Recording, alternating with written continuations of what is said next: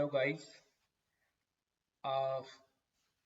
जैसे मैंने last video में आपको बताया था कि मैं ऑपरेटिंग सिस्टम के यूनिट वाइज वीडियोस अपलोड करने वाला हूँ, जिससे आपको काफ़ी कुछ हेल्प होगी आपके ऑपरेटिंग सिस्टम जो एक टफ पेपर है उसको पास करने के लिए, एज वेल एज उसमें बहुत अच्छे मार्क्स स्कोर करने के लिए। लेकिन मुझे बहुत सारे स्टूडेंट्स से मैसेजेस आए, काफ़ी लोगों की कॉल भी आए थे हमें कि सर कल हमारा कंप्यूटर फंडामेंटल का पेपर है, इंफॉर्मेशन टेक्नोलॉजी का पेपर है।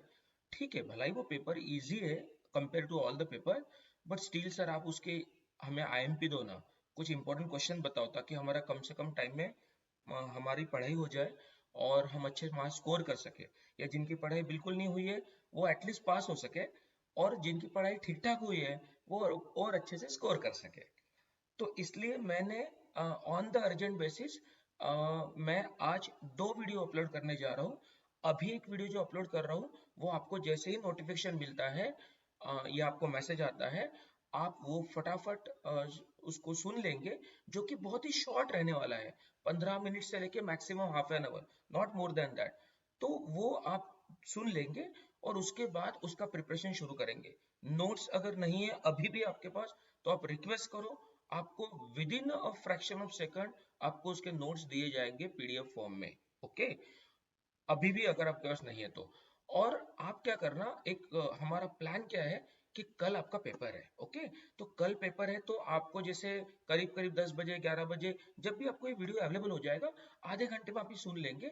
सुनने के बाद 12 से लेके 4 बजे तक, 4 घंटे के बीच में 2 घंटे 3 घंटे जो से भी आप पढ़ाई करेंगे, उसमें आप यूनिट 1 और 2 का पूरा पढ़ाई करेंगे।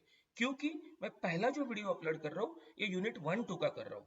ओके, तो उसका पढ़ाई करेंगे और उसको प्रिपेयर करेंगे, उसके इंपॉर्टेंट पॉइंट ध्यान में रखेंगे।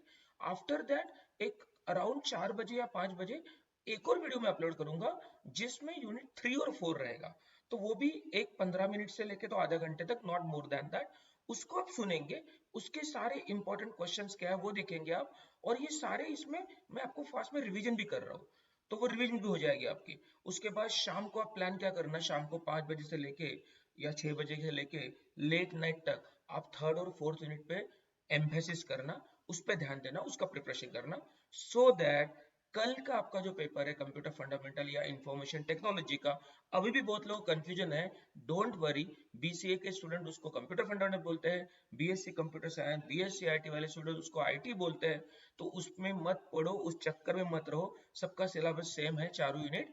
बस मैं जो बता रहा हूँ वो ध्यान दो और उस तरीके से प्रिपरेशन करो। ओके गाइज, तो ज्यादा समय वेस्ट न करते हुए डायरेक्टली आते हैं हम लोग अपने नोट्स पे एज वेल एज हमारे इंपॉर्टेंट क्वेश्चन पे। ओके, तो सी, तो ये हमारा यूनिट 1 और 2 की हम बात करने जा रहे हैं। यूनिट 1 में जैसे मैंने ऑलरेडी आपको डिटेल में बहुत सारी चीजें बताई थी, उसी के मैं अभी डायरेक्टली आ रहा हूँ इंपॉर्टेंट क्वेश्चंस पे, without wasting the time. Important questions आपको यहाँ पे दिख रहे हैं। I can increase the font also, don't worry. Okay, तो you can see this.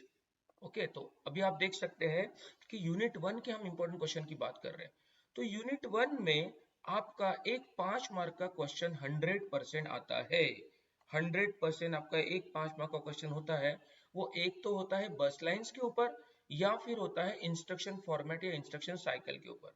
Sir ये क्या चीजें हमें समझते नहीं है, तो don't worry, without wasting the time हम डायरेक्टली नोट्स पे आते हैं और एक एक इंपॉर्टेंट क्वेश्चन और उसका डिस्कशन भी करते हैं। फर्स्ट में इट्स अ रिवीजन। ओके, तो come to the point in unit 1। तो यूनिट 1 के जो आपको यहाँ पे सारे के सारे नोट्स दिख रहे हैं, unit 1, this notes for BCA, BSc CS IT, BVoc, BCCA, इस सारे स्टूडेंट्स के लिए फंडामेंटल्स ऑफ कंप्यूटर्स फंडामेंटल, या फिर हम बोलेंगे इंफॉर्मेशन टेक्नोलॉजी, ये सब कॉमन है। ओके, तो जैसे हमारा यूनिट 1 है उसमें फास्ट रिवीजन करते हैं हम लोग, तो उसमें एक हमारा इंपॉर्टेंट क्वेश्चन है, वो है ब्लॉक डायग्राम। वो मैंने क्वेश्चन सेट में डाला भी नहीं है, समझे, मैंने क्वेश्चन सेट में वो डाला भी नहीं है, या डाला नहीं डाला है आई डोंट नो, देख लेंगे। बट ब्लॉक डायग्राम तो एक टिपिकल क्वेश्चन है जो आता ही है, वो तो बहुत बार आता है। तो इस ब्लॉक डायग्राम में अगर हम देखते हैं तो इसमें आपको सबको पता है कि कहीं ना कहीं से इनपुट आता है, वो प्रोसेस होता है और हमें आउटपुट मिलता है। तो लेकिन प्रॉब्लम क्या है कि जो इनपुट आता है, वो जो इनपुट आता है वो हमारा डेटा होता है जो प्रोसेस होता है, जो प्रोसेस करता है सीपीयू, सेंट्रल प्रोसेसिंग यूनिट, जिसमें दो लोग काम करते हैं, कंट्रोल यूनिट और ALU, arithmetic logic unit. But कैसा होता है, ये दोनों जब काम करते हैं हमारे डेटा के ऊपर और प्रोसेस करने के बाद उसका हमें आउटपुट मिलता है, और ये सारी की सारी जो प्रोसेसिंग है वो होती है हमारे मेमोरी में, दैट इज रैम में। ओके, बट अब ये सारे जो हमारा प्रोसेसर है which is made up of CU and ALU, वे एक्चुअली काम कैसे करता है और किस पे काम करता है, तो आपको सबको पता है कि ये काम करता है डेटा के ऊपर। ओके, बट ये जो डेटा है ना, वो डेटा इंटरनली जो प्रोसेस होता है वो आपको बिल्कुल अच्छे से पता है कि वो इंटरनली प्रोसेस होता है ऑन बाइनरी फॉर्म। मतलब हम लोग जो लिखते हैं कि all the data to be process, computer storage unit, input unit, ये हमारी लैंग्वेज इंग्लिश लैंग्वेज है, बस कंप्यूटर इंटरनली इसको बाइनरी फॉर्म मतलब मशीन लैंग्वेज के फॉर्मेट में कन्वर्ट करता है, मतलब कन्वर्ट करके उस पर वो प्रोसेस करता है। बट उसको अगर हम और डेप्थ में जाएंगे तो हम उसके लिए हम बोलेंगे कि उसके लिए यूज होता है इंस्ट्रक्शन फॉर्मेट। मतलब इंटरनली जो हमारा डेटा ये प्रोसेस होता है, वो डेटा प्रोसेस होता है, उसका जो फॉर्मेट है उसको बोलते हैं इंस्ट्रक्शन फॉर्मेट। और ये इंस्ट्रक्शन फॉर्मेट पे जो प्रोसेसिंग होती है उसके लिए एक साइकिल फॉलो होती है। मतलब साइकिल फॉलो होती है, ऐसे जब भी हम बोलते हैं तो साइकिल का मतलब होता है पहले ऐसा होता है, फिर ये ऐसा होता है, फिर ऐसा होता है, that is called as a cycle. तो एक साइकिल फॉलो होती है, और उस साइकिल को इन्होंने एग्जाम में अगर हम क्वेश्चन की बात करते हैं तो इन्हीं को ये लोग इंस्ट्रक्शन फॉर्मेट या साइकिल बोलते हैं, या इनके दो पॉइंट जनरली पूछते हैं एग्जाम में, phase cycle and execution cycle. Okay, तो मैं थोड़ा सा इसका फॉन्ट इंक्रीज करूंगा आपके कंफर्टेबल के लिए, मेरे कंफर्टेबल के लिए, और आप देख सकते हैं कि जो इंस्ट्रक्शंस है, ये इंस्ट्रक्शन के लिए हमारे कंप्यूटर में एक इंस्ट्रक्शन सेट आर्किटेक्चर होता है। इंस्ट्रक्शन सेट आर्किटेक्चर होता है जिसको हम लोग बोलते हैं आईएसए। सर ये क्या होता है, तो आप सब लोग ध्यान देंगे। इसमें से मैं आज का प्लान ये है कि इसमें से कुछ टॉपिक जो नहीं समझे स्टूडेंट को उस पर थोड़ा ज्यादा समय दूंगा मैं। जैसे कि ये टॉपिक है, उसके बाद बस लाइन्स है जो थोड़े टफ लगते हैं यूनिट 1 में, उस पर थोड़ा समय ज्यादा दूंगा, एक 5-10 मिनट। और बाकी की जो टॉपिक है जो इजी है उसको कम समय दूंगा, सिर्फ जो इंपॉर्टेंट क्या है वो मैं बताने जा रहा हूँ। इसलिए आप वीडियो एंड तक देखो। दूसरी बात है, अभी भी आपके फ्रेंड्स और आपने अभी भी हमारा चैनल सब्सक्राइब नहीं किया होगा तो सब्सक्राइब करना जरूरी है। ये एग्जाम का टाइम है, पढ़ाई का टाइम है, और इस पढ़ाई के टाइम में हम लोग अपने पढ़ाई में लगे रहते हैं। और मैं 4 या 5 बजे, 3:30 बजे, 5:30, मुझे नहीं पता मैं सेकंड वीडियो कब अपलोड करने वाला हूँ। तो फटाक से आपको, अगर आप सब्सक्राइब ऑलरेडी हो तो आपको एक नोटिफिकेशन आएगा, अरे सर ने यूनिट 3-4 का भी वीडियो अपलोड कर लिया है। आपके समय नहीं है बेटा, जैसे आपको मिल जाएगा तो आप फटाफट उसको आधे घंटे में देख ले, अपने आगे की पढ़ाई करेंगे। यही सेम चीज सी लैंग्वेज का होने वाला है, यही सेम चीज ओएस का होने वाला है। और जैसे जैसे हमें डिमांड आएगी, लोग रिक्वेस्ट करेंगे, उसके हिसाब से हम लोग ऐसे वीडियो बनाते रहेंगे। मैं 25 साल से इस फील्ड में हूँ, मैंने हजारों लोगों को, 10,000 से ज्यादा लोगों को ट्रेन किया है। बट ऐसे जो थेरोटिकल पेपर है उस पे ऐसे कोई वीडियोस हमने इसके पहले नहीं बनाए थे। बट ऑन रिक्वेस्ट अभी हमने शुरू किया है सीरीज, और ये सीरीज कुछ दिन से शुरू हुआ है, और ये अभी आपके एग्जाम आपका एग्जाम एंड होने तक चलता रहेगा। ओके, तो समय वेस्ट नहीं करते, बहुत क्रूशियल टाइम चल रहा है, कम टू द पॉइंट। तो इसमें इंस्ट्रक्शन जो होती है हमारी, इंस्ट्रक्शन जो होती है हमारी, ठीक है, उसका जो स्ट्रक्चर होता है उसको हम लोग बोलते हैं इंस्ट्रक्शन सेट आर्किटेक्चर। ओके, इसमें क्या होता है, आपका डेटा एनकोड और डिकोड होता है। मतलब क्या होता है कि जैसे मैंने इंग्लिश में कुछ लिखा हुआ है, तो इंग्लिश में कुछ लिखा तो उस पर तो प्रोसेसिंग नहीं होती ना, तो उसको प्रोसेसिंग नहीं होने के कारण जो डेटा है वो हमारा मशीन कोड में रिप्रेजेंट होता है, उसको हम लोग बोलते हैं एनकोडिंग। क्या बोला है, instruction are encoded and represented in machine code. इसका मतलब है कि मेरा डेटा प्रोसेस होने के लिए पहले उसको एनकोड करना पड़ता है। एनकोड का मतलब होता है कि मशीन को समझने वाले कोड में कन्वर्ट होता है वो, दैट इज कॉल्ड एनकोडिंग। ताकि वो एनकोड होने के बाद उसके ऊपर प्रोसेसिंग होनी चाहिए। बट प्रोसेसिंग करने के लिए वहां पे कंट्रोल यूनिट का हमारा एक इंपॉर्टेंट रोल है। उसके लिए हमें क्या प्रोसेसिंग करनी है, कौन से ऑपरेशन परफॉर्म करने हैं, ठीक है, उसके लिए कुछ ओपी कोड होता है, देन ऑपरेंड्स होते हैं। लाइक एग्जांपल ले लो कि मुझे लगता है कि 10+20 ऐसा मुझे कंप्यूटर को प्रोसेस करने के लिए देना है। मैंने कैलकुलेटर ओपन किया, मैंने बोला 10+20, frequently I am getting the answer 30। Okay तो बेसिकली ये किया कि इसने सीपीयू ने किया, तो इसमें 10 और 20 जो है वो हमारे ऑपरेंड्स है और प्लस जो है वो हमारा ऑपरेटर है। तो प्लस एक ऑपरेटर है और 10 और 20 ये ऑपरेंड है, तो इसके ऊपर प्लस ये ऑपरेशन परफॉर्म होना चाहिए। तो प्लस ऑपरेशन परफॉर्म करने वाले कोड को हम ओपी कोड बोलते हैं, दैट इज ऑपरेशन कोड। वो क्या करता है, वो सीपीयू को समझ में आता है कि एग्जैक्टली मुझे प्लस करना है, किसके ऊपर करना है, 10 और 20 पे। तो 10 और 20 को हो गए ऑपरेंड्स हो गए, तो ये 10 20 जो ऑपरेंड्स है इनके ऊपर जब वो प्लस करेगा तो ये सब करने के लिए उसको एक मेमोरी की जरूरत पड़ती है। उस मेमोरी लोकेशन जो होता है जिसको हम लोग एड्रेस मोड बोलेंगे या एड्रेस बोलेंगे, वहां पे सब चीजें होती है। ओके और फाइनली हमें आउटपुट मिलता है। इन्हीं चीज से रिलेटेड हमारे दो टॉपिक है ये, that is instruction format cycle as well as bus line. तो कीप पेशेंस, आप इसको थोड़ा समझो अच्छे से, विच इज वेरी इजी, बस उसको अच्छे से समझो आप, ठीक है। तो फिर इसमें क्या होता है कि जो हमारा डेटा गया तो हमने यहाँ पे बोला है the fetch and execution cycle also known as instruction cycle is the fundamental process through which a computer fetches and execute instruction। तो सबसे फंडामेंटल चीज क्या है, एक इंस्ट्रक्शन साइकिल चलती है, उसमें दो प्रोसेस मेजरली होती है, एक phase cycle and execution cycle. Phase cycle का मतलब होता है एक एक करके डेटा फेच करना, फिर उसको प्रोसेस करके आउटपुट जनरेट करना, that is called the execution cycle. Okay तो जो फेच है उसमें यहां लिखा गया है the processor fetches the next instruction from the memory in the program counter, PC जिसको बोलते हैं हम, प्रोग्राम काउंटर मतलब पीसी, पीसी मतलब पर्सनल कंप्यूटर नहीं, पीसी मतलब पर्सनल कंप्यूटर डिफरेंट वर्ड। यहाँ पे जो पीसी यूज किया है that is for the program counter. क्या करता है ये प्रोग्राम काउंटर क्या करता है, वो स्टोर करता है memory address of the next instruction to be fetch. मतलब एक इंस्ट्रक्शन जो मिलती रहती है, फॉर एग्जांपल 10 प्लस 20, ये क्या है, इंस्ट्रक्शन है। तो ये इंस्ट्रक्शन स्टोर करने का काम करता है प्रोग्राम काउंटर, और प्रोग्राम काउंटर ये स्टोर करता है। ओके फिर the contents of the memory location pointed by the PC are loaded into the instruction register. Register मतलब अल्टीमेटली स्टोरेज यूनिट, तो जहां पे ये सारी चीजें स्टोर होती है। ओके तो फिर इसका फिर डिकोडिंग करना पड़ता है। The fetch instruction is decoded to determine the operation. मतलब क्या हो गया कि पहले हमारा जो डेटा है वो 10 प्लस 20 है, 10 प्लस 20 कंप्यूटर को समझता नहीं, उसको पहले एनकोड किया गया, मशीन लैंग्वेज में कन्वर्ट किया गया, उसको बाद में पीसी मतलब प्रोग्राम काउंटर ने उसको रजिस्टर के अंदर स्टोर किया, मतलब इंस्ट्रक्शन रजिस्टर में। बट क्या हो गया, स्टोर होने के बाद अब उसको डिकोडिंग करना है, डिकोडिंग मतलब उसके ऊपर ऑपरेशन परफॉर्म करना है। तो वो करने के लिए जो फेच इंस्ट्रक्शन है, जो फेच किसने की है, फेच साइकिल ने, है ना। तो जो फेच इंस्ट्रक्शन है वो फेच इंस्ट्रक्शन पे कुछ ऑपरेशन परफॉर्म होगा, उसके अंदर ऑपरेंड्स और ऑपरेटर का रोल रहेगा। तो उसमें जो ओपी कोड है, ओपी कोड का मतलब होता है कि प्लस करना है, माइनस करना है, बोल्ड करना है, इटैलिक करना है, सेव करना है फाइल को, ओपन करना है, प्रिंट निकालना है, ऐसे जितने भी हम लोग टास्क परफॉर्म करते हैं that task is converted into OP code. तो वो ऑपरेशन कोड होता है कि ऑपरेशन एक्चुअली क्या करना है हमें, ठीक है। तो वो ओपी कोड जो है that is the part of instruction is examine to identify the type of instruction and its format.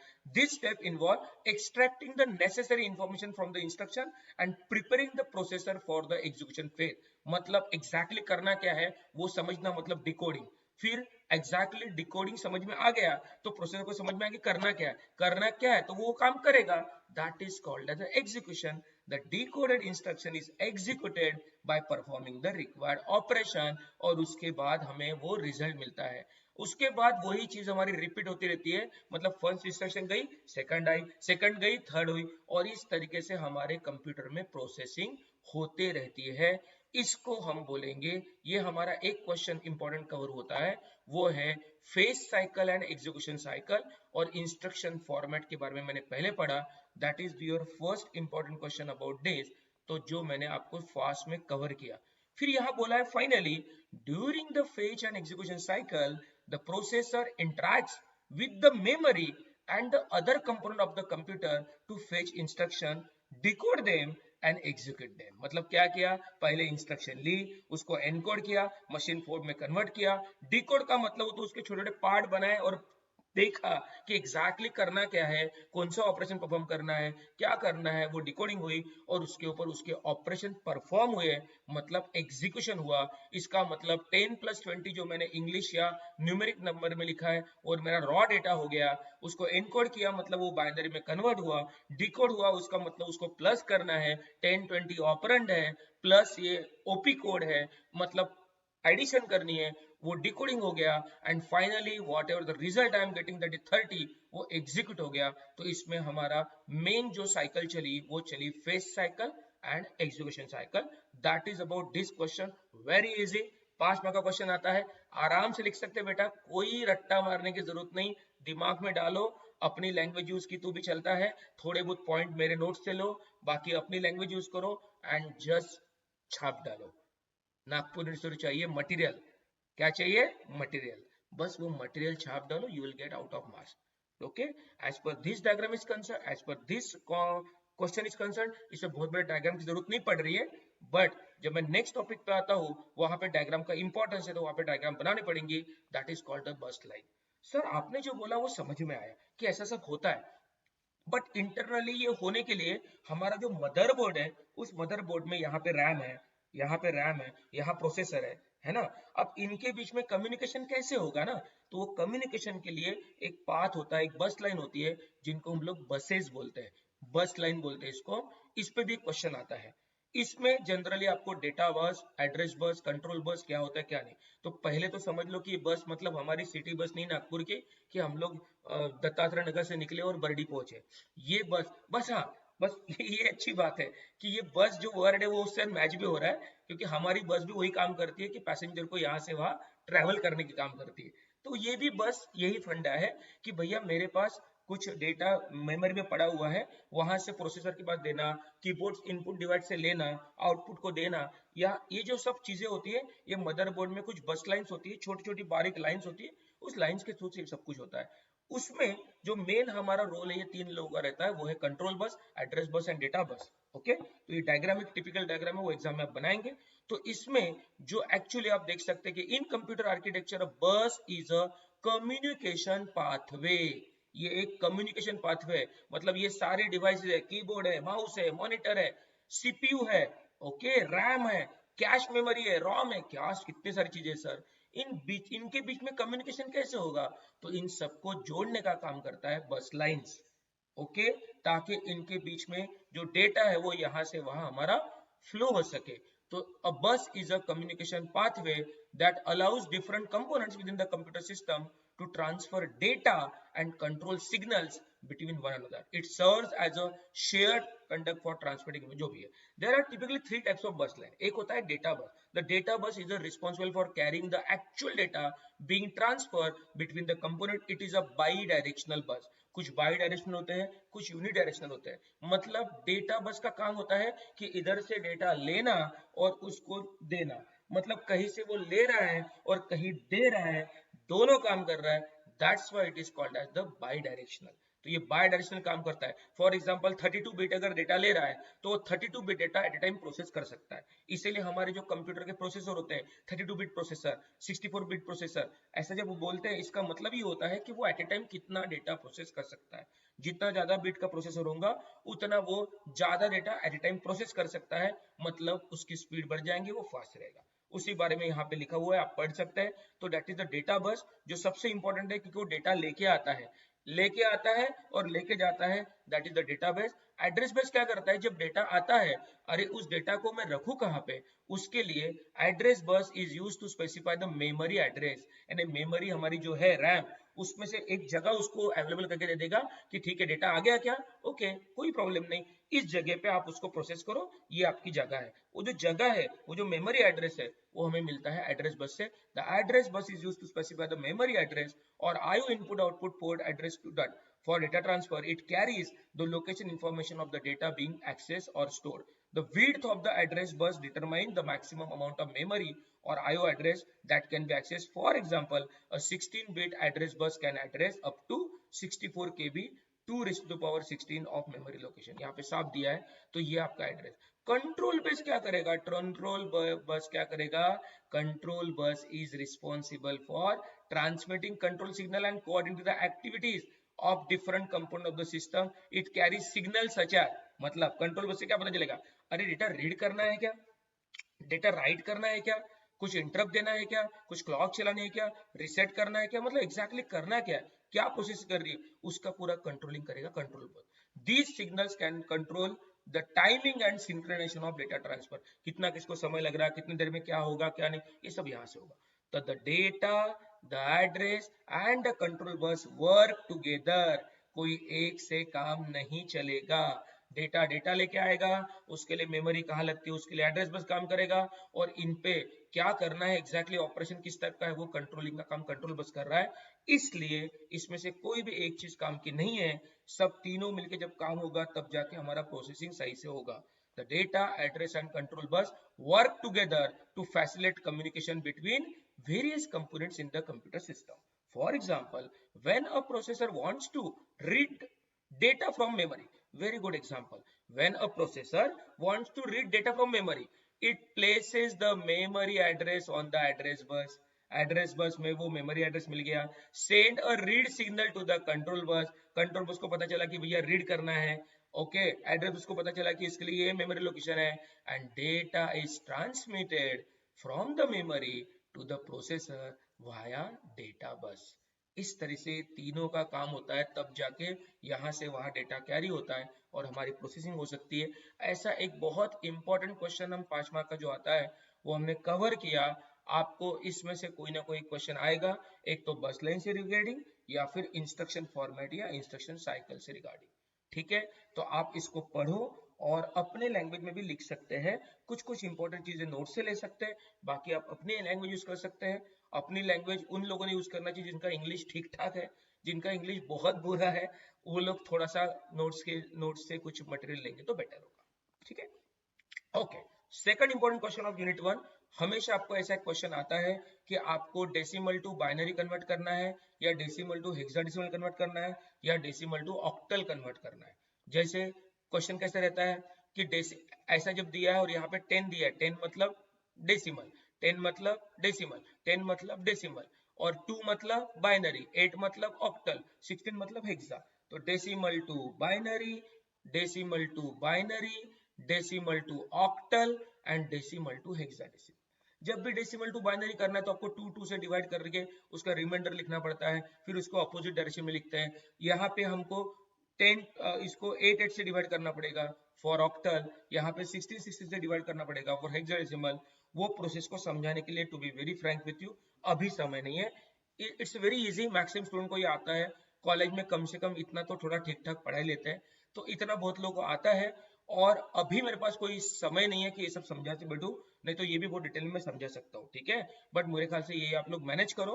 और ये कन्वर्शन का एक क्वेश्चन जनरली रहता है जिसमें आप आउट ऑफ मार्क्स ले सकते हैं प्रॉपरली. और जरूरी नहीं है कि सिर्फ decimal to binary, decimal to octal और डेसिमल टू हेक्सा ही आएगा. ठीक है, binary to decimal, binary to hexa, ऐसे बहुत सारे कन्वर्जन है जो आपके इस यूनिट 1 का पार्ट है.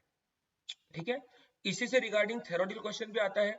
डिफाइन मतलब मैंने और इसलिए लिखा है कि वही टॉपिक है, टॉपिक वही है, बट उस टॉपिक को अलग अलग तरह से पूछा जाता है. Define number system. Number system मतलब क्या होता है? 4 नंबर सिस्टम होती है. Decimal number system, binary, hexadecimal, octal. हमें जो समझ में आता है वो डेसिमल, कंप्यूटर को जो समझ में आता है वो बाइनरी, और बहुत बार बहुत सारे कंप्यूटर में जो प्रोसेसिंग होती है उसके लिए यूज करते हैं ऑक्टल या हेक्सा. तो 4 चीजें होती है जो आती है नंबर सिस्टम में. क्या होता है, आप कोई भी टॉपिक छोड़ो मत. मेरा हमेशा सारे स्टूडेंट को एक सजेशन रहता है कि अगर आप कोई थ्योरेटिकल पेपर दे रहे हैं, हाँ अगर आप सी लैंग्वेज का पेपर दे रहे हैं और वहां पे आपको प्रोग्राम ही नहीं आ रहा है तो फिर कुछ नहीं कर सकते.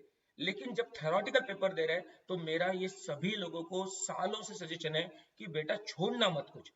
किसी ने पूछा अरे पेपर कैसे गया, कैसा गया मतलब सवाल तो पूरा गया, उसमें से बहुत अच्छा, कुछ अच्छा लिखा, कुछ ठीक ठाक लिखा, पर छोड़ा कुछ नहीं. तो एक भी क्वेश्चन छोड़ना नहीं है बॉस, लिख के तो कुछ ना कुछ आना है, उस हिसाब से पढ़ाई करके जाओ. ठीक है, और आपको कैसे 2 क्वेश्चन और 2 क्वेश्चन रहते हैं तो आपको 2 क्वेश्चन आराम से मिल ही जाते हैं. मैं जिस तरह से बोल रहा हूँ उसमें मिलेगा.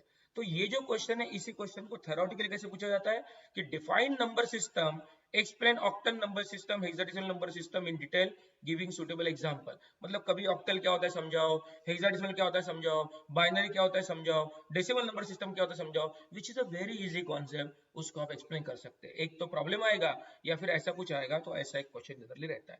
ब्लॉक डायग्राम ऑफ कंप्यूटर या बेसिक फंक्शंस ऑफ कंप्यूटर, ये तो बहुत ही इजी सा कंप्यूटर है, आई डोंट थिंक सो कि इसमें कोई टाइम वेस्ट करने की जरूरत है। उसके बाद एक क्वेश्चन आपको हमेशा एग्जाम में रहता है, वो है कंपाइलर और इंटरप्रेटर से जुड़ा हुआ, जिसको मैंने लास्ट जो मेरा वीडियो था इसके पहले मैंने जो डाला था उसमें कंपाइलर इंटरप्रेटर भी मैंने अपलोड किया था, उसके टाइमलाइन भी मैंने शायद डाली है, नहीं डाली होंगी तो हम डाल देंगे आज, ताकि आप टाइमलाइन से डायरेक्टली उसी टॉपिक पे जाके उतना रिवाइज कर सकते हैं, ना कि पूरा 2-2.5 घंटे का वीडियो देखने की जरूरत नहीं है। ओके, लास्ट वीडियो में आप जाके देख सकते हैं। तो block diagram of computer, explain the functions of each unit and basic component computer, ये सब एक ही चीज से जुड़ा हुआ है, जो जिसका ब्लॉक डायग्राम आपको अच्छे से दिया है मैंने नोट्स में। ये डायग्राम बहुत अच्छे से बनानी है, जो भी स्टैंडर्ड डायग्राम है अपनी वही बनानी है। This is a standard diagram, input unit, storage unit, output unit, control unit, arithmetic logic unit, और ये आपकी टिपिकल डायग्राम है। उसी को और डिटेल में बनाना है और अच्छे से, तो नीचे का भी आप बना सकते हैं, अगर आपको एक भी मार्क नहीं छोड़ना है तो। ठीक है, मिनिमम ऊपर का बनाया तो भी चल सकता है, डोंट वरी। ओके, तो that is my second question जो आता है कंप्यूटर फंडामेंटल पे।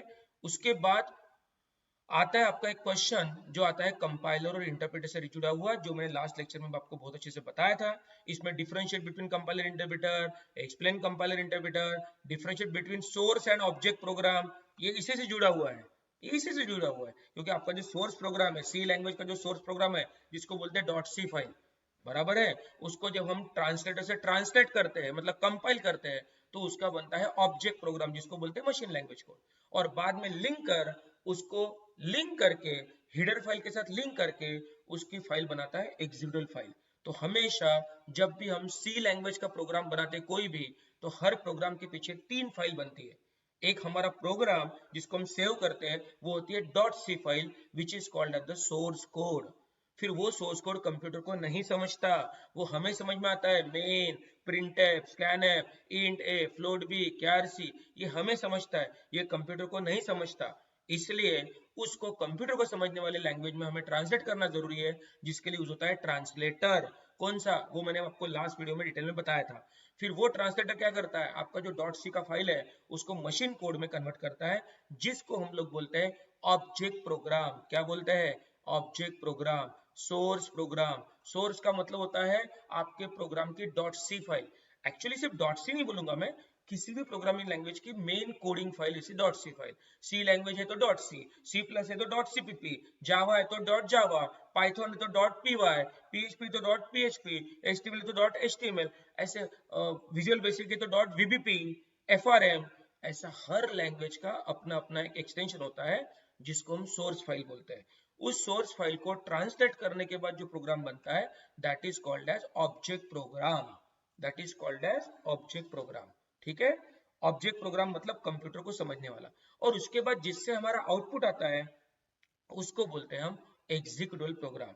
तो इसलिए हम जब भी सी का प्रोग्राम बनाते हैं, तो उसमें हमारी 3 फाइल बनती है। एक प्रोग्राम जो बनाया, सेव किया, वो .c, उसको सक्सेसफुल कंपाइल करने के बाद जो फाइल बनती है .obj, एंड बाद में सक्सेसफुल लिंक करने का जो फाइल बनती है, वो बनती है .exe। तो .obj, .c, .obj, .exe, इसमें जो .c है वो है सोर्स, और .obj जो है वो है ऑब्जेक्ट। इन्होंने एग्जीक्यूशन फाइल के बारे में पूछा नहीं, तो वो लिखना ही नहीं है, तो उस बारे में आपको समझाना है। और ये सब के लिए ये क्वेश्चन मैंने इसमें क्यों और में डाला, अरे ऑफ कोर्स यार, सोर्स प्रोग्राम को कंपाइलर तो ट्रांसलेट करेगा ना, कंपाइलर या इंटरप्रेटर, ये दोनों क्या है, ट्रांसलेटर है, जो मैंने बहुत अच्छे से समझा है इसके पहले।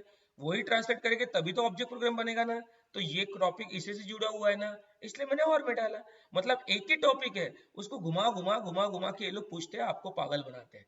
कुछ नहीं बेटा, बहुत सिंपल है, फंडे क्लियर है, don't worry, easily you can write it. उसी को बोलते हैं डिफरेंस बिटवीन कंपाइलर इंटरप्रेटर, उसी को बोलते हैं what is translator, explain compiler interpreter. ऐसा कोई ना कोई क्वेश्चन रहता है जो आप लिख सकते हैं। उसके बाद बहुत बार एक क्वेश्चन आता है कि write short on ASCII code, EBCD code, BCD code, which is very theoretical question जो आप लिख सकते हैं। और उसके बाद एक जनरली आता है आपके जनरेशन ऑफ लैंग्वेज पे, assembly language, high level language क्या होती है, उनके बीच में क्या डिफरेंस है। तो ये डिटेल में मैंने अपने इसके प्रीवियस वीडियो में ऑलरेडी दिखाया था, उसके टाइमलाइन पे आप जाके वो पढ़ सकते हैं। और ये एक इंपॉर्टेंट, तो ऐसे हमारे कुछ 6 कैटेगरी के इंपॉर्टेंट फंक्शन है। इसके बाहर का एग्जाम में कुछ नहीं आता, इसको अच्छे से प्रिपेयर करो। इसमें से ये आपको हमेशा क्वेश्चन दिखेगा ही, इट इज वेरी इंपॉर्टेंट। दूसरा, आपको एक क्वेश्चन ये दिखता ही है दोनों में से कुछ। और ब्लॉक डायग्राम पे यार कंपाइलर इंटरप्रेटर पे एक आध बार हो सकता है कि आज की बेसिडिटी नहीं आए, मतलब ये थोड़े से लेस इंपॉर्टेंट है, मैंने नंबरिंग उसी हिसाब से की है। These are some less important but more important, these are the 4 more important. Compiler interpreter से रिलेटेड क्वेश्चन रहता ही है, ब्लॉक डायग्राम से रिलेटेड क्वेश्चन रहता है, नंबर सिस्टम से रिलेटेड क्वेश्चन रहता है, और बस लाइन या इंस्ट्रक्शन साइकिल से रिलेटेड क्वेश्चन रहता है। कितने क्वेश्चन हो गए? 4। हमें कितने चाहिए? सिर्फ 2। आपको और में जो बेटर लगता है वो 2 अच्छे से सॉल्व करो, इधर साइड का एक और दूसरे साइड का एक, ऐसा करो मत, एक साइड के कोई भी 2 सॉल्व करो, बराबर है। विच विल टेक 10 मार्क्स, 5 और एक रहेगा 2.5 मार्क का कंपलसरी। हो गया, आपको एक यूनिट पे मिल गए 12.5 mark. 12.5 unit 1, 12.5 unit 2, 12.5 unit 3, 12.5 unit 4, ऐसे टोटल हो गए आपके 50 मार्क्स। ओके, तो 5-5 मार्क के 2 क्वेश्चन कंपलसरी, सॉरी कंपलसरी नहीं, आइदर और में, जिसमें से कोई भी एक पार्ट सॉल्व करना है, दोनों क्वेश्चन अच्छे से आपको। और जितना ज्यादा मटेरियल लिख सकते हैं आप, मतलब 2 पेज 3 पेज, मिनिमम 3 पेज अगर आप लिखते हैं, मतलब 3 पेज मतलब एक पेज उसके पीछे का और एक, ऐसे 3 पेज मिनिमम रहेंगे। मिनिमम मतलब जबरदस्ती नहीं करने, क्या वो जेन्युइनली होने चाहिए। और ऐसा कोशिश करो लिखने का, जितना ज्यादा मटेरियल रहेगा उतना एग्जाम में मार्क्स मिलने के चांसेस ज्यादा रहते हैं as per the theoretical paper. हाँ, यही सी लैंग्वेज प्रोग्रामिंग का पेपर है, उसमें प्रोग्राम आया है, उसमें भैया परफेक्शन है तो मार्क्स मिलेंगे, ठीक है। चलो, उसके बारे में एक वीडियो बनाने वाला हूँ, डोंट वरी। सी लैंग्वेज के इंपॉर्टेंट क्वेश्चन, वो भी काफी रिक्वेस्ट आ रही है मुझे, वो भी मैं डालने वाला हूँ, डोंट वरी। बस आप सब्सक्राइब करके रखो ताकि आपको लेटेस्ट नोटिफिकेशन मिलेंगे। That is about unit 1। मैं 1 मिनट में इधर आके आपको ओवरव्यू कर दूं एक बार। तो ये हमारा हो गया सीपीयू वगैरह सब कुछ हो गया। उसके बाद मैंने अभी आपको जैसे बताया, ये आपका बस लाइन हो गया, इसके पहले आपका इंस्ट्रक्शन फॉर्मेट हो गया। आफ्टर दैट मैंने आपको बोला generation of language, but generation language बहुत ज्यादा इंपॉर्टेंट क्वेश्चन नहीं है। जनरेशन ऑफ लैंग्वेज बहुत ज्यादा इंपॉर्टेंट क्वेश्चन नहीं है, आया तो भैया छोड़ना नहीं है। इसलिए बस आप ये 1940 1950 इतना ध्यान में रखो, और सिंपल सिंपल ध्यान में रखो कि भैया फर्स्ट मशीन लैंग्वेज जो होती थी उसको ट्रांसलेटर की जरूरत नहीं पड़ती थी, वो डायरेक्ट 1.0 फॉर्मेट में रहती थी। असेंबली लैंग्वेज में मशीन को समझने वाली लैंग्वेज नहीं थी, इसलिए उसको ट्रांसलेट करने के लिए हमें असेंबलर की जरूरत पड़ती थी। असेंबलर ये भी ट्रांसलेटर है, ताकि वो ऑब्जेक्ट प्रोग्राम में कन्वर्ट हो। Source program and object program दिख रहा है आपको? हाँ, पहले इसमें उसकी जरूरत नहीं थी, क्योंकि machine language direct binary form में होती है। उसके बाद हाई लेवल लैंग्वेज, वो थर्ड जनरेशन है, सी लैंग्वेज वगैरह, ये सब हाई लेवल लैंग्वेज है, ठीक है, सी, पास्कल, फोर्टन। तो ये आपका जनरेशन ऑफ लैंग्वेज है, बट ये बहुत इंपॉर्टेंट क्वेश्चन नहीं है, बट आता है, लिख सकते हैं आप लोग, कोई प्रॉब्लम नहीं। ओके, उसके बाद ट्रांसलेटर वेरी इंपॉर्टेंट, कंपाइलर दिया आपको बहुत अच्छे से, उसकी कंपाइलेशन प्रोसेस मैंने अभी आपको समझाई। कंपाइलर, सोर्स प्रोग्राम, देखो ये यहाँ पे डायग्राम है। सोर्स प्रोग्राम मतलब .c का प्रोग्राम, कंपाइलर मतलब ट्रांसलेटर। कंट्रोल F9 किया हमने, उसमें कुछ एरर है तो रिटर्न फिर से प्रोग्राम में आता है, पहले एरर सॉल्व करो बोलते हैं, फिर हम एरर सॉल्व करते हैं, फिर से रन करते हैं, फिर एरर है, फिर से रिटर्न आता है, पहले एरर सॉल्व करो। अगर एरर हमारे सॉल्व हो गए तो वो ऑब्जेक्ट कोड में कन्वर्ट होता है, मतलब मशीन अंडरस्टैंडेबल कोड में कन्वर्ट होता है। तो ये डायग्राम आप जब भी सोर्स प्रोग्राम और ऑब्जेक्ट प्रोग्राम का क्वेश्चन आएगा, या कंपाइलर का प्रोग्राम क्वेश्चन आएगा, कोई भी क्वेश्चन आएगा, तो ये डायग्राम आप बना सकते हो। उसके बाद इंटरप्रेटर के बारे में यहाँ पे दिया है शॉर्ट में, जो मैंने आपको लास्ट वीडियो में बताया था, असेंबलर, इंटरप्रेटर सब कुछ दिया है, ये सब कुछ ट्रांसलेटर है। Number system, decimal number system, binary number system, octal number system, hexadecimal, ये सब डिटेल में समझाने के लिए अभी समय नहीं है, ठीक है। हम रेगुलर क्लास में उसको बहुत डिटेल में लेते हैं, इसका पूरा कन्वर्शन वगैरह कैसे कैसे करते हैं पूरा डिटेल में यहाँ पे दिया है। I don't want to waste my time in such discussion right now, because this is not a right time for this. And फिर आस्की के बारे में थोड़ा सा, एबीसीडी ऐसे के बारे में थोड़ा सा, ऐसे करके आपको ये सब चीजें दी है। That is about unit 1। Okay, चलो without wasting the time jump to unit 2। अब यूनिट 2 में अगर हम लोग आते हैं, तो यूनिट 2 में इंपॉर्टेंट क्वेश्चन की अगर हम बात करते हैं, तो यहाँ पे आपको फिर से कुछ 6 से 7 क्वेश्चन दिख रहे हैं इंपॉर्टेंट। उसमें से सबसे पहला क्वेश्चन बहुत बार आपको देखने को मिलता है, वो है मेमोरी क्या है, और what is static memory and dynamic memory. इसमें बहुत सारे स्टूडेंट को कंफ्यूजन है, तो मुझे ऐसा लगता है कि अभी थोड़ा सा आपको समझाना जरूरी है। आप वही प्रॉब्लम क्रिएट करते हो। वैसे मैंने लास्ट मेरा जो वीडियो था उसमें बहुत डिटेल में समझाया है, बट ठीक है, अभी थोड़ा शॉर्ट में बताऊंगा, वो थोड़ा क्लियर कर लो आप लोग।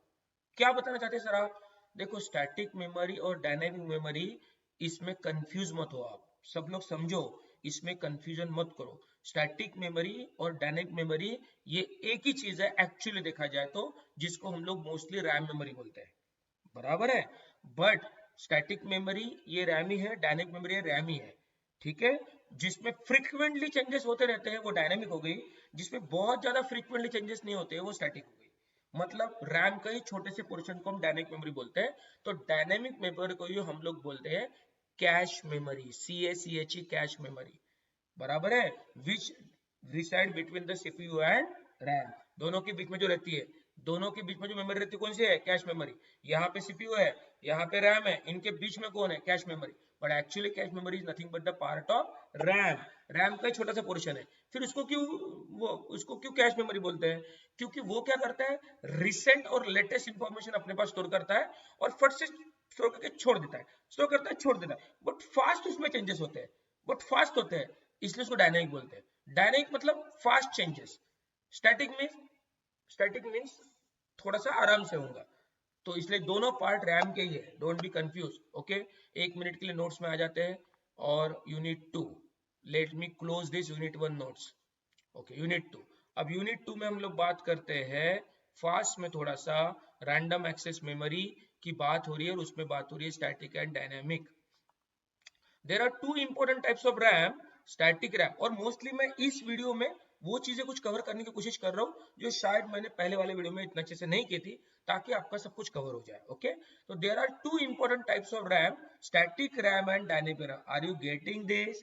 मतलब स्टैटिक और डायनेमिक ये रैम ही है, रैम के ही पार्ट है, ओके। तो there are two important types of RAM, static RAM and dynamic RAM. Static RAM retain stored information as long as the power supply is on, जब तक आपका कंप्यूटर ऑन है तब तक उसमें स्टोर रहता है, जैसे कंप्यूटर में वो चला जाता है, ये आपको मैंने समझाया था अच्छे से, जिसको हम लोग वोलेटाइल बोलते हैं। But dynamic RAM loses it's store information in a very short time, मतलब दोनों के दोनों भी पावर ऑफ गया ना तो लॉस्ट हो जाते हैं, क्योंकि दोनों रैम ही है।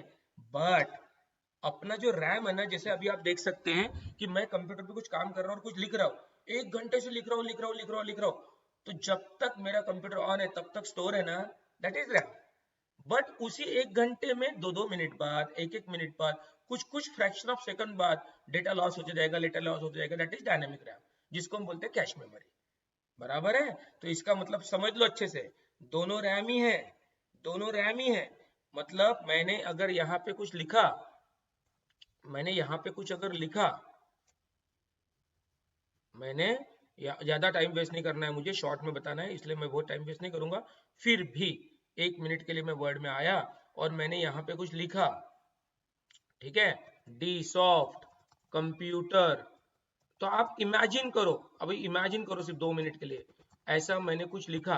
अभी जो मैं लिख रहा हूँ ना, ये सब कुछ दिख रहा है ना आपको आंखों के सामने, ये सब कुछ क्यों दिख रहा है? क्योंकि ये रैम के अंदर स्टोर है, बराबर है। अब ये कब तक स्टोर रहेगा? जब तक मैं अपना लैपटॉप बंद नहीं करूंगा, जब तक मैं मेरा कंप्यूटर बंद नहीं करूंगा, वो रैम में। बट उसमें से भी जो मैंने लेटेस्ट लिखा था, ये आरई वगैरह जो लिखा था ना, वो मतलब मैंने डीसॉप लिखा ना, तो वो डीसॉप आया कैश मेमोरी में, वो प्रोसेस हो गया, फिर कैश मेमोरी में कैश मेमोरी से चला गया, फिर कैश मेमोरी में कंप्यूटर आया, फिर कैश मेमोरी में ट्रेनिंग आया, फिर सेंटर आया, फिर सेंटर भी चला गया, फिर मैंने और कुछ लिखा वो आ गया। मतलब रिसेंट इंफॉर्मेशन कैश में आती रहती है और जाती रहती है, आती रहती है जाती रहती है, आती रहती है जाती रहती है, वो भी रैम का ही पार्ट है, उसको हम डायनेमिक बोलते हैं। और ये सब कुछ अभी भी है ना, इसलिए वो स्टैटिक रैम हो गई। अब मैंने कंप्यूटर बंद कर दिया तो वो भी चला गया, ओके। तो दोनों रैम ही है, क्योंकि दोनों टेम्पररी है। अभी मुझे बताओ, मैंने कंप्यूटर बंद कर दिया, अरे जितना लिखा था सब कुछ गया ना, क्योंकि मैंने सेव नहीं किया ना, जब मैं सेव करूंगा तो हार्ड डिस्क में जाएगा, बराबर है। तो दोनों रैम है ना, तो स्टैटिक एंड डायनेमिक, ओके। बस इतना फर्क है कि डायनेमिक में लूज होते रहता है फ्रैक्शन ऑफ सेकंड में, दैट इज कैश मेमोरी। और रैम में ये सब कुछ है, कब तक? जब तक मैं पावर ऑफ नहीं करूंगा। मुझे लगता है आपको समझ में आया होगा, बहुत डिटेल में जाएंगे नहीं, समय कम है, फास्ट में हम ले रहे हैं, कल पेपर है आपका, ओके। तो ये थोड़ा सा एक इंपॉर्टेंट क्वेश्चन है, उससे रिगार्डिंग आते रहता है, okay. Join jump to the next question. उसके बाद आता है हमारा फ्लैश रैम क्या है? Flash RAM and RAM, don't be confuse again. देखो, RAM is temporary, flash RAM is permanent. RAM is volatile, flash RAM is non volatile. Sir मतलब देखो, फ्लैश रैम में क्या क्या आता है? पेन ड्राइव, आपके मोबाइल में जो मेमोरी कार्ड है वो आता है, आपके पास डीएसएलआर कैमरा है या कोई भी कैमरा है उसके अंदर जो मेमोरी कार्ड है वो आता है, ठीक है। तो मेमोरी कार्ड, देन आपका पेन ड्राइव, ये सब चीजें आती है आपकी फ्लैश रैम में, बराबर है, जो रहती है परमानेंट, इसलिए उसको बोलते हैं नॉन वोलेटाइल, बराबर है। और रैम जो है वो वोलेटाइल है, रैम ये टेम्पररी है, फ्लैश रैम ये परमानेंट है। सर तो परमानेंट तो रोम भी है, सर परमानेंट तो हार्ड डिस्क भी है। हाँ ना बेटा, बिल्कुल है, वो भी परमानेंट है, बट सबके अपने अपने रोल है। आप सबको एक इसमें नहीं डाल सकते बेटा। जिसके फंडे क्लियर नहीं है वो, पता नहीं यार, वो ज्यादा अभी बात नहीं करूंगा, बट जिसके फंडे क्लियर नहीं है ना, वो सब खिचड़ी कर लेता है। बट जिसको एकदम ट्रांसपेरेंटली छोटी छोटी चीजें क्लियर है ना, वो एकदम उस चीजों को अच्छे से समझता है। तो फ्लैश रैम मतलब आपका मेमोरी कार्ड, आपका पेन ड्राइव जिसमें डेटा स्टोर है, वो परमानेंट है इसलिए वो नॉन वोलेटाइल है। और रैम आपका टेम्पररी है, वो टेम्पररी है मतलब वो वोलेटाइल है, ठीक है। यहाँ पे question, explain cash and flash memory. अब फ्लैश मेमोरी मतलब आपकी फ्लैश रैम, मतलब परमानेंट, और कैश मतलब temporary, which is a part of RAM, that is dynamic RAM. Cash मतलब डायनेमिक रैम, ओके। उसके बाद एक क्वेश्चन बहुत बार आता है, रैम, रोम, प्रॉम, ई प्रॉम, ई प्रॉम। इसको मैंने बहुत डिटेल में अच्छे से समझाया है। इसमें से सिर्फ एक ही टेम्पररी है, एक ही टेम्पररी है होलाटाइल, बाकी सारे के सारे नॉन होलाटाइल है। ये होलाटाइल है टेम्पररी, ये सारे परमानेंट है नॉन होलाटाइल। इसमें से हम सिर्फ रीड कर सकते हैं, इसमें हम रीड राइट दोनों कर सकते हैं। ये टेम्पररी है, ये पूरा का पूरा परमानेंट है। ये रीड ओनली है, इसमें हम प्रोग्रामिंग करके कुछ चेंजेस कर सकते हैं इसलिए प्रॉम। इसमें हम इलेक्ट्रिकली प्रोग्राम करके कुछ चेंजेस कर सकते हैं ई प्रॉम। और इसको इलेक्ट्रिकली प्रोग्राम करके चेंजेस तो कर ही सकते हैं, साथ साथ उसमें से डिलीट भी कर सकते हैं, that's why erasable electrical programmer PROM, okay. तो इससे रिलेटेड जनरली एक क्वेश्चन आपको बहुत बार देखने को मिलता है। उसके बाद एक हार्ड डिस्क क्या होती है, हार्ड डिस्क का स्ट्रक्चर क्या होता है, हार्ड डिस्क किस तरह से काम करता है, उसके प्लेटर्स क्या होते हैं क्या नहीं, उसमें मैं 2 मिनट के लिए आऊंगा यूनिट 2 पे। ये सब डायग्राम वायग्राम दिए बढ़िया, सब आप अच्छे से नोट्स में देख लेना, ओके। तो see, this is my hard disk. अब इस हार्ड डिस्क पे जनरली बहुत बार 5 मार्क का एक क्वेश्चन आता है, जिसमें ये जो हार्ड डिस्क बनाई है, इसमें जो आपको एक ट्रैक्स दिख रही है, इसके बीच में एक स्पिंडल दिख रहा है, ये आपका एक हेड है जो इसके ऊपर आपका डेटा राइट कर रहा है। इसके बारे में डिटेल में मैंने प्रीवियस वीडियो में दिया था, वो आप समझ लो। बट ये डायग्राम 5 मार्क का क्वेश्चन है, तो 2 मार्क तो 100% डायग्राम पे बॉस।